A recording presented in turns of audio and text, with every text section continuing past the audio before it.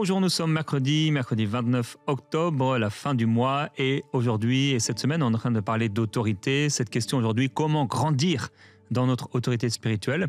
Et avant de laisser la place à mon invité Stéphane, qui est avec nous depuis lundi, je veux partager avec vous cette pensée du jour. Donc chaque mercredi, on partage ensemble le résumé d'un livre de la Bible. On avait commencé à la Genèse, on a terminé tout l'Ancien Testament et on est entré dans le Nouveau Testament il y a 2-3 semaines. Nous sommes aujourd'hui dans le livre de Luc. Alors le livre de Luc, donc l'évangile de Luc, eh bien, a été écrit par Luc, qui était médecin et également un compagnon de Paul, puisqu'il va aussi écrire les Actes des Apôtres. Certainement d'origine grecque.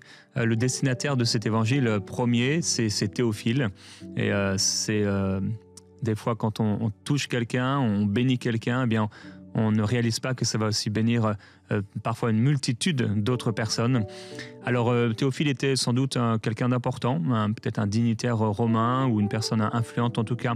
Et l'objectif de cet évangile, ça va être bien sûr, comme les autres évangiles, de présenter Jésus comme le sauveur de tous les hommes, montrer son humanité, parfaite, il est fils de l'homme, et également sa compassion particulièrement pour les marginalisés, donc ceux qu'on met de côté. Donc ça va comprendre les pauvres, les pécheurs, les samaritains, mais également les femmes dans ce contexte de l'époque. Ça va nous montrer cet évangile, l'action du Saint-Esprit dans l'histoire du salut et comme thèmes fondamentaux, principaux de cet évangile, la prière mais également la joie. La prière va revenir plus que dans tout autre évangile. Il y aura plus de références sur la prière que dans les 3 autres évangiles. Et également, donc, comme je l'ai dit, la joie comme réponse à l'œuvre de Dieu. Donc le fait que tu sers le Seigneur, ça va t'apporter de la joie. Dans cet évangile, Luc va mettre en garde par le Saint-Esprit sur le danger des richesses dans les vies, mais également sur la bénédiction des pauvres qui vont s'approcher du Seigneur avec cette annonce de cette bonne nouvelle pour les pauvres. Et cette bonne nouvelle, c'est pas qu'ils vont rester pauvres, c'est qu'ils ont un Père céleste qui va prendre soin d'eux. Et Luc va donner plus que les autres, une présentation ordonnée et soigneusement documentée. À la structure de l'évangile, il commence avec un prologue vraiment qui est propre à Luc. On voit la naissance, l'enfance de Jésus, la préparation du ministère, son ministère en Galilée, le voyage de Jésus vers Jérusalem. Et c'est dans cet évangile particulièrement qu'on va voir ce voyage. Ça va prendre une longue section, donc 40% de l'évangile de Luc, c'est en fait le voyage de Jésus vers Jérusalem qui commence au chapitre 9, verset 51 par ces mots. Jésus prit résolument le chemin de Jérusalem.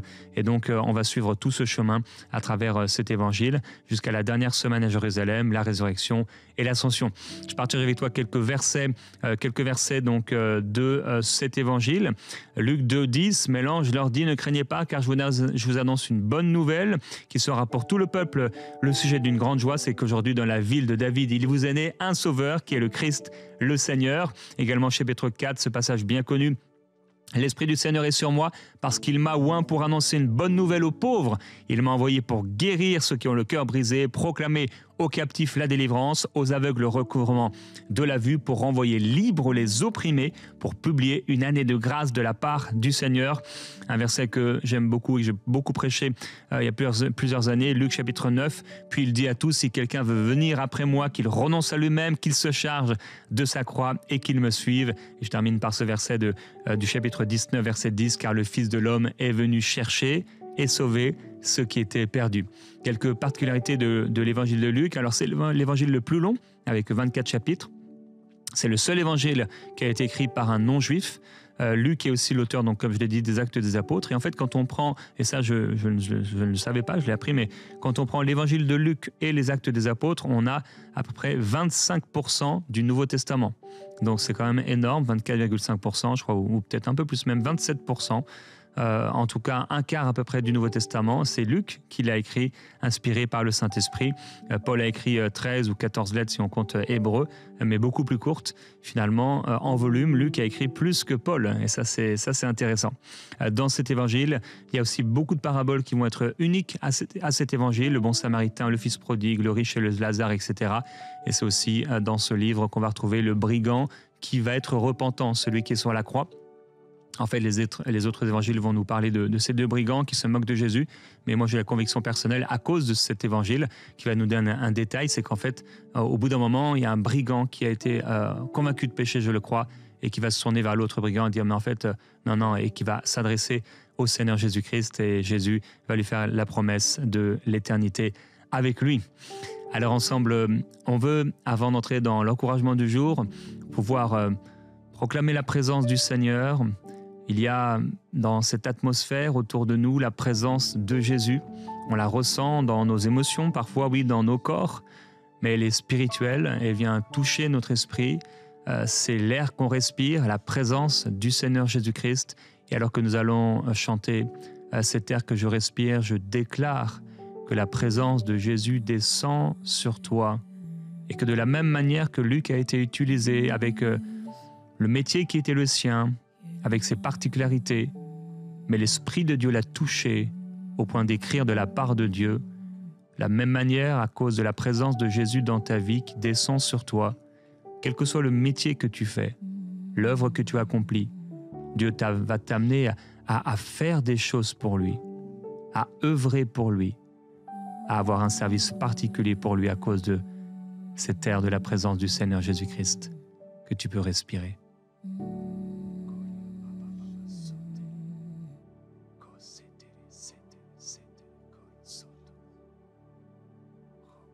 C'est l'air que je respire.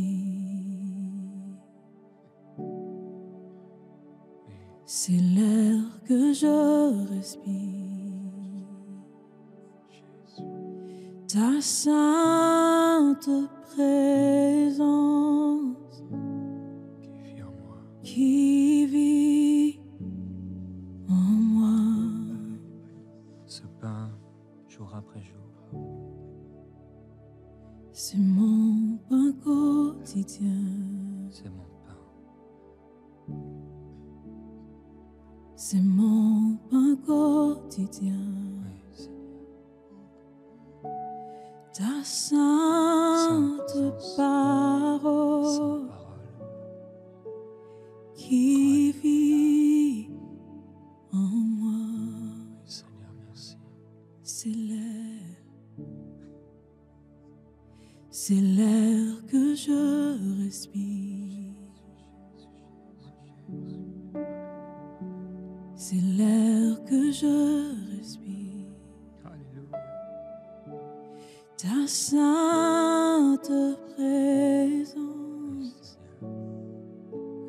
qui vit en moi. Jésus.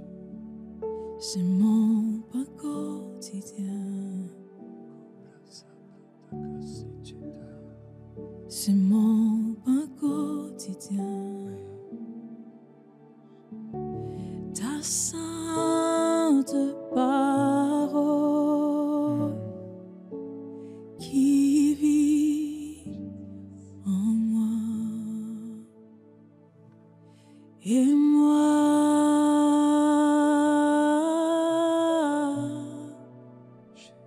j'ai tant besoin de toi.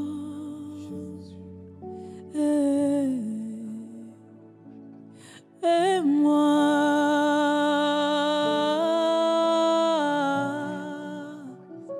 je suis perdu sans toi.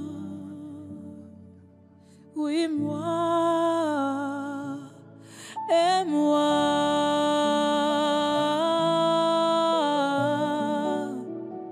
j'ai tant besoin de toi. Oui, moi. Et moi,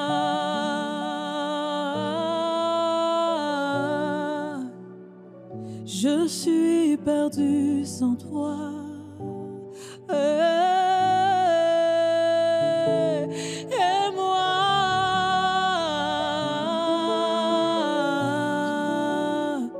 j'ai tant besoin de toi. Oui, Jésus. Et moi,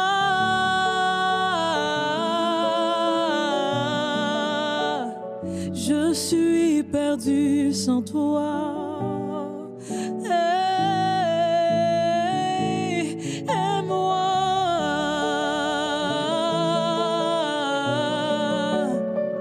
J'ai tant besoin de toi. Oh oui, Jésus, aime-moi.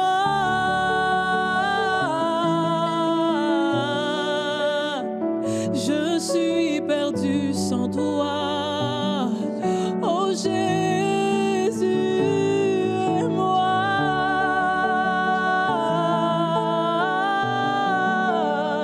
J'ai tant besoin de toi. Oh oui, Jésus, aime-moi.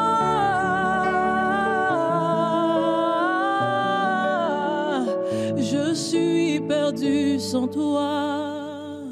Oui, perdu sans toi. J'ai tant besoin de toi.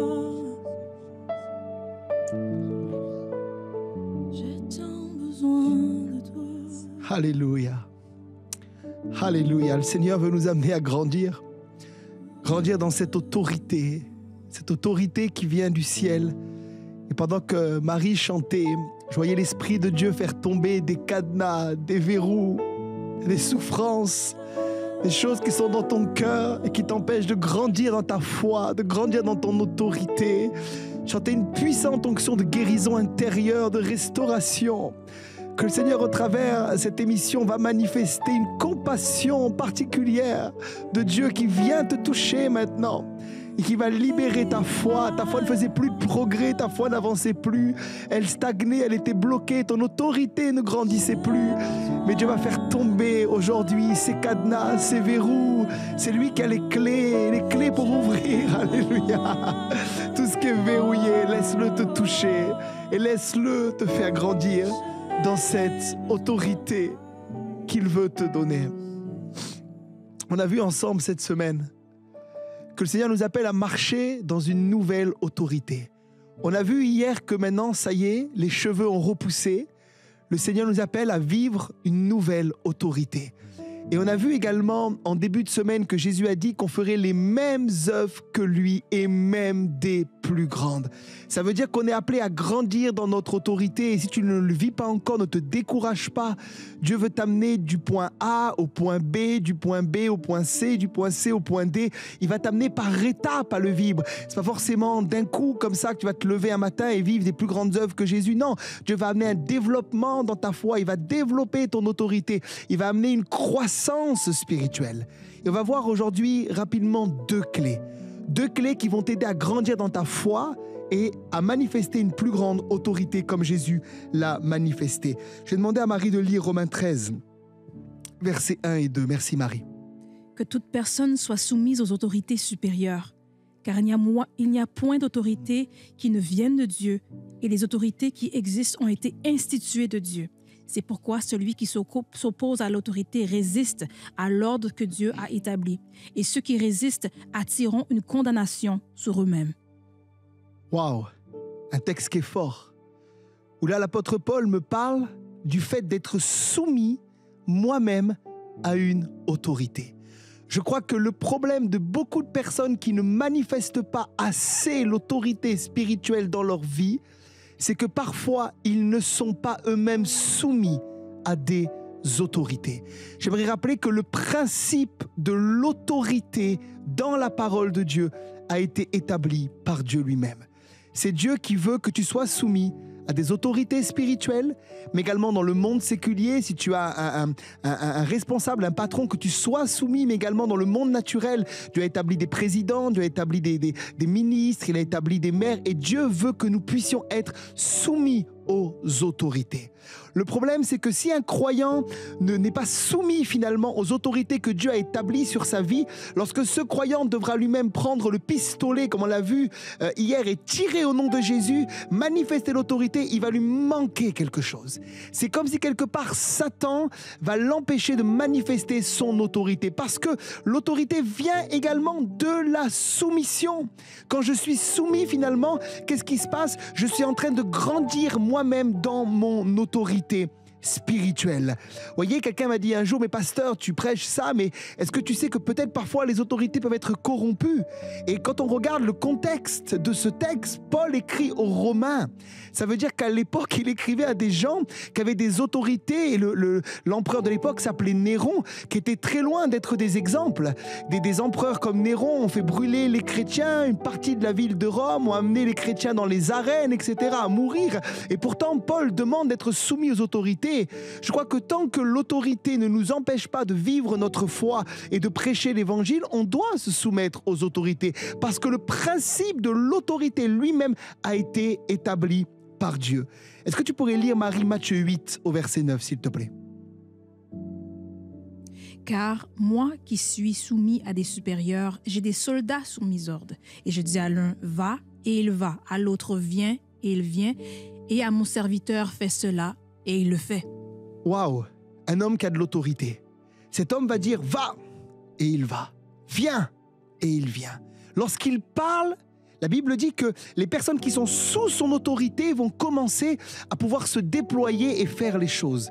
Et je me suis posé la question dans ce texte, mais Seigneur, d'où vient l'autorité de cet homme? Tout pasteur rêve d'avoir des équipes où quand on dit on va, on va. Quand on dit on vient, on vient. Des gens qui se déploient, des gens qui fonctionnent. Finalement, la clé dans ce passage, elle est donnée, c'est que lui-même a au-dessus de lui des autorités supérieures.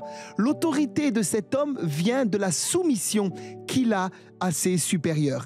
Et j'ai compris une chose dans le monde spirituel, c'est quand on te soumet à quelqu'un, on vit ce qu'on appelle une délégation d'autorité.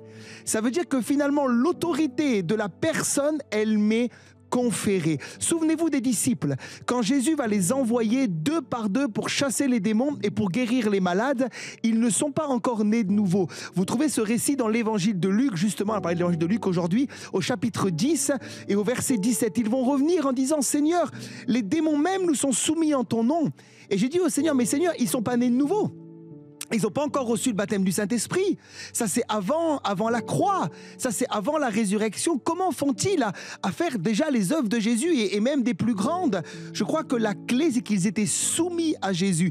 Et ils ont fonctionné avec ce qu'on appelle une délégation d'autorité. Ça veut dire que l'autorité du Seigneur est venue sur eux et ils ont fonctionné dans l'onction de Jésus. Quand tu es soumis à ton pasteur et qui te demande peut-être de faire des choses pour servir le Seigneur, qu'est-ce qui se passe? Il te transfère une part de son autorité et il te la donne. Je suis surpris de voir, par exemple, dans mon église, parfois les gens avec qui je fonctionne, avec qui je travaille, les leaders, ils prient des fois comme moi, ils vivent les mêmes choses que moi. Quand ils prient, ils ont les paroles prophétiques comme moi. Et je dis, mais Seigneur, est-ce qu'ils me copient? Est-ce que c'est un plagiat? Non, c'est juste qu'ils ont reçu une délégation de mon onction, de mon autorité, parce qu'ils sont soumis. L'autorité et la soumission, c'est pas quelque chose de diabolique. On a l'impression qu'aujourd'hui, quand on dit être soumis, c'est quelque chose de diabolique. Pas du tout. C'est un principe divin, établi dès le début de la création.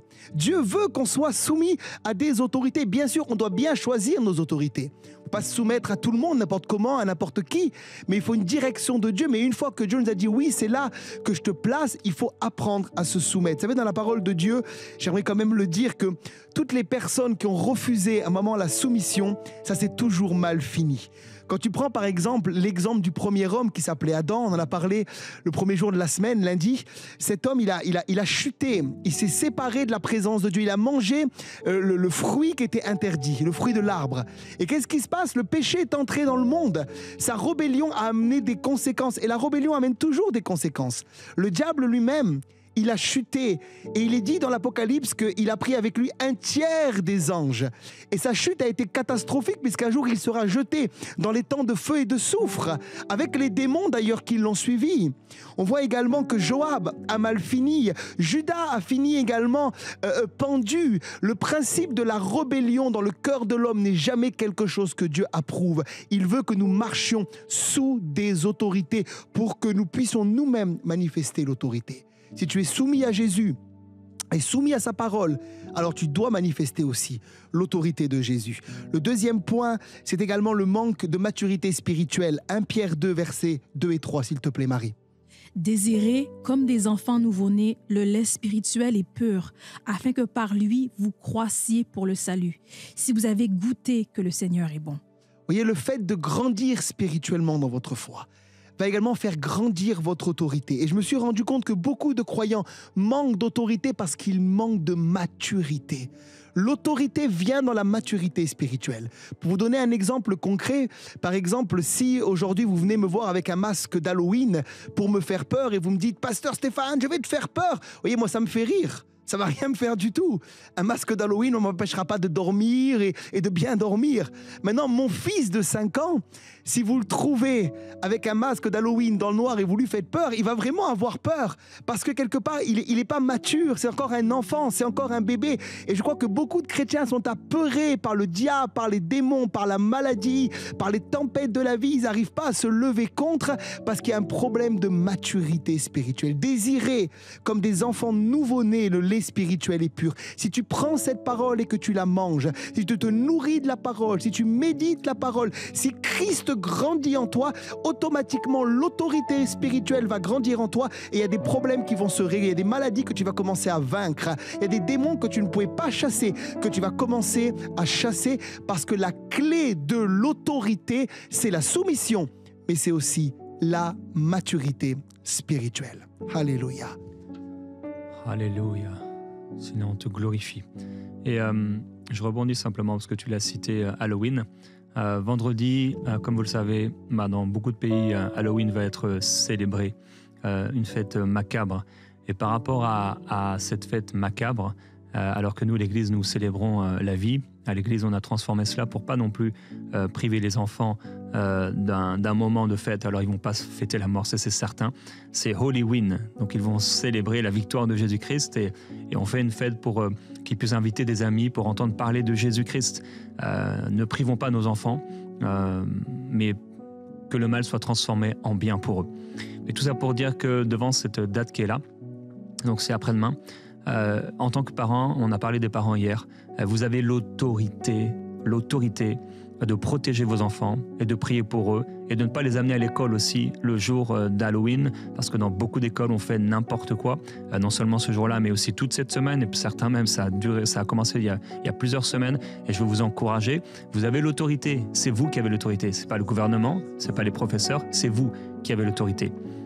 Alors empêchez vos enfants ou empêchez le gouvernement plutôt de pouvoir inculquer la sorcellerie, superstition. Ils ne veulent pas de Jésus dans leurs écoles, ils ne veulent pas de foi dans les écoles, mais ils acceptent la sorcellerie et toutes ces choses morbides et autres, la mort. Alors prenez autorité et aussi priez pour eux. J'aimerais prier, avant qu'on puisse prier par rapport au sujet de l'autorité. Pour tous les parents, Père, je prie pour tous ces parents. On est dans le monde, mais on n'est pas du monde. Et Seigneur, tu ne nous as pas demandé de participer à toutes les choses qui sont dans le monde, mais à pouvoir être rempli de discernement, de sagesse, être rusé. Être rusé comme des serpents, mais doux comme des colombes. Père, je prie pour ces parents qui se disent « Ah, c'est pas grave, c'est juste des masques, c'est juste des choses. » Père, je te demande s'il te plaît le discernement spirituel. Merci parce que, comme l'a dit Stéphane, on n'a aucune peur. On n'a aucune peur. Tu es avec nous, Seigneur, tu es tellement plus fort. On pourrait jeter devant nos maisons toutes sortes d'objets, de choses, des animaux morts ou quoi que ce soit, des trucs de sorcellerie. On te glorifie, Seigneur, parce que la divination, la sorcellerie ne peut rien contre ton peuple. On te remercie, on te glorifie parce que la malédiction n'a pas de source et ne peut rien produire. Nos sources sont en toi, Seigneur, et nous déclarons au nom de Jésus-Christ sur nos enfants qui sont protégés. Nous déclarons, Seigneur, que tu transformes le mal en bien. Nous déclarons que c'est aussi l'occasion de pouvoir parler de l'auteur de la vie. Là où on parle de mort, là où on met des déguisements de cadavres, d'os, etc., de squelettes, Seigneur, de monstres, nous allons proclamer la gloire qui est en toi, Jésus-Christ. Et nous prions, Père, que ce vendredi, alors qu'il y a des nations entières qui vont célébrer la mort, où il y a des actes de sorcellerie qui sont faits par des gens, etc., toutes sortes de personnes qui se regroupent et des sacrifices, même des sacrifices humains qui sont faits. Et Père, nous déclarons au nom de Jésus-Christ que ce vendredi, Père, il y a quelqu'un qui reçoit Jésus-Christ dans son cœur. Nous déclarons au nom de Jésus que parmi les enfants, les amis de nos enfants, parmi leurs parents, les gens dans le gouvernement, dans les écoles ou même des gens qui sont en train de se préparer à ces cultes sataniques, nous déclarons au nom de Jésus-Christ leur salut. Nous proclamons, Seigneur, la révélation de Christ dans leur cœur par le Saint-Esprit. Nous déclarons que c'est l'occasion pour nos enfants de découvrir leur autorité en Christ. Nous déclarons, Seigneur, qu'ils sont la tête, qu'ils sont en haut et qu'ils sont pas en bas. Nous déclarons la puissance de l'Esprit de Dieu sur eux. Nous déclarons la sagesse de Dieu qui fait taire leurs professeurs. Seigneur Jésus, merci pour la sagesse dans la bouche de nos enfants qui fait taire leurs professeurs. Ils ne savent plus quoi dire devant les paroles de sagesse. Père, nous glorifions ton Saint-Nom. Nous voulons grandir dans l'autorité. Je prie pour ces parents qui puissent grandir dans leur autorité, qui puissent ne pas se laisser malmener par les choses, par le diable et parce que le gouvernement s'est inculqué, mais qui puissent grandir dans leur autorité et refuser l'inacceptable. Père, nous allons refuser de nous prosterner devant la statue en or. Nous allons refuser de nous prosterner devant un homme. Et comme à l'époque de Méchach, Shadrach et Abednego, Seigneur, si quelque part, d'une manière ou d'une autre, on doit aller dans le feu, on sait que tu seras là. On sait que tu seras là, Seigneur. Alléluia, pour glorifier ton nom et pour nous protéger. Alors Père, merci par rapport à ces lois qui sont en train d'être votées en France et ailleurs, par rapport à ces choses, Seigneur, qu'on a commencé à interdire la prière, etc., la foi, déclarer qui est dans la crèche, enlever les croix des mairies, des écoles, ne plus parler de Jésus mais parler d'autres choses. Nous déclarons, Père, ta gloire et nous déclarons le réveil spirituel et nous déclarons que la tête de l'Église se relève. Amen. Se relève, Amen. Alléluia, comme une nation sainte et mise à part, remplie d'autorité. Merci pour l'Église et le bâton que tu as donné à l'Église, qui est le bâton de la foi, Alléluia, qui est puissant et qui est puissant également pour terrasser les puissances sataniques. Oh, nous t'adorons et nous glorifions ton Saint-Nom et nous déclarons, Seigneur, oui, nous sommes plus que vainqueurs par celui qui nous a aimés et nos maisons sont des maisons bénies. Alléluia. Je prie par rapport à la croissance dans l'autorité, dans ce monde qui va dans les ténèbres. Dieu veut un peuple fort, un peuple qui grandit, qui ne reste pas des bébés, qui ne reste pas des enfants spirituels, mais des gens qui manifestent une véritable autorité, des gens qui manifestent Christ, des gens qui sont la lumière du monde, le sel de la terre qui brille au milieu des ténèbres. Et je prie pour toi dans le nom de Jésus, afin que ta croissance spirituelle maintenant se manifeste, afin que dans le nom de Jésus, tu sois comme un arbre qui grandit. C'est comme si je vis un palmier dans mon esprit que Dieu veut élever, un arbre qui pousse, et là où les oiseaux du ciel viennent s'abriter, là où les perdus, là où les païens viennent trouver du secours, que tu ne restes plus dans les problèmes de la dépression, de l'oppression que l'ennemi a mis sur ta vie, mais que tu deviennes cette source de bénédiction pour les autres. Je prie pour cela dans le nom de Jésus, et je prie pour les cadenas que le Seigneur m'a montré au début de ce message, là où les cadenas ont été mis dans ton cœur. Le Saint-Esprit vient et il ouvre la porte des cadenas. Souffrance, tu sors. Tristesse, tu sors. Oppression, tu sors. Dépression, tu sors. Angoisse, tu sors. Traumatisme, tu sors. Maintenant, les pensées, tu les libères. Les émotions, touch now, receive now. Sois libéré maintenant au nom de Jésus. Que ton arbre puisse grandir. Que ta vie puisse prendre maintenant une autre tournure. Que ton arbre pousse.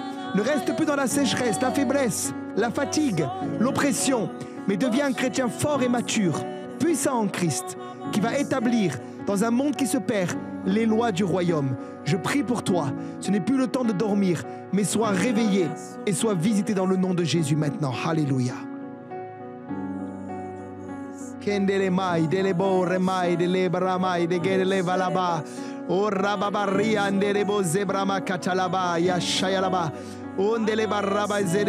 Esprit de souffrance, tu pars. Esprit de souffrance, tu pars. Esprit de souffrance. Esprit de tristesse, je vois des problèmes de nuit également. Je commande à toute l'insomnie de partir. Problème au niveau de la nuit, tu sors maintenant. Tout ce qui t'empêche de dormir, de te reposer, soit délivré maintenant et soit libéré dans le nom de Jésus. Problème au niveau des genoux, j'entends. Sois guéri maintenant de tes genoux également. Je commande aux douleurs au niveau des genoux. Problème de cartilage, d'être restauré maintenant dans le nom puissant du Seigneur Jésus. Reçois ta délivrance, reçois ta guérison. Que l'arbre soit en bonne santé pour grandir.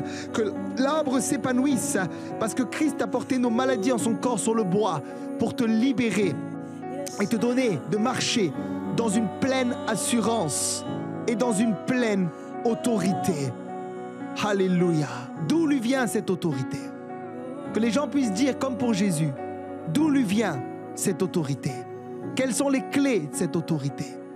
Les clés de cette autorité, c'est ta soumission à Dieu, à sa parole, à sa présence et à ce qu'il a établi dans ta vie. Et je prie pour tous ceux qui nous regardent qui ont un problème de rébellion également, Père, qui les empêche de se soumettre, qui les empêche, qui les amène de droite, de gauche, pensant que le problème et l'erreur viennent jamais de leur part, mais toujours des autres. Je prie pour eux, cet esprit de rébellion qui a amené la chute de l'homme, qui a amené la chute de l'ennemi, qui a amené la chute de Judas, de Joab et de bien d'autres, ne soit pas ton partage au nom de Jésus. Sois libéré de cela et que ton cœur se soumette avec amour et avec paix et avec joie. Qu'au nom de Jésus, quelque chose se passe maintenant.